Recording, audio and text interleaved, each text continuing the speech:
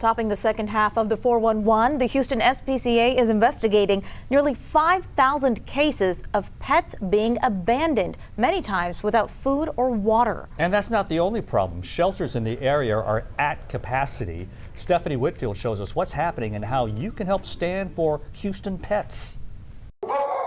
At BARC Animal Shelter in Houston, every kennel is full.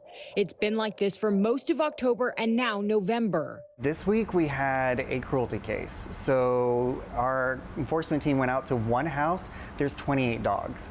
This isn't the only shelter asking the public for help. The Pasadena Pet Shelter is also completely full. They say the need for short-term fosters has become an emergency situation.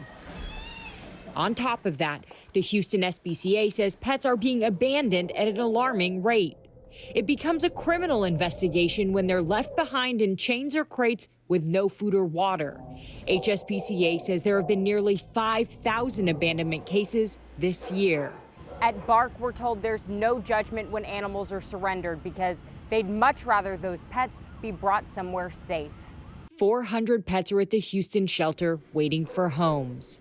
You know, a lot of people have been impacted by the pandemic, and some who were able to care for a pet one day, now they've gotten to the point where, unfortunately, financially, it's just not something they're able to handle. So they'll come and they'll bring them back here. He says adoption isn't the only way to help. Fostering makes a big difference because it gets these guys out of the shelter, even if it's just for a few days. Stephanie Whitfield, KHOU 11 News. A local nonprofit organization is doing what it can to end the city's homeless animal crisis. Houston Pet Set has partnered with organizations in Minnesota to send dogs and cats from crowded shelters here to those with more space in the Midwest. Today, 65 animals were loaded up onto a big red bus for that two-day drive. But it is hard to send them off. They don't necessarily understand what's happening to them.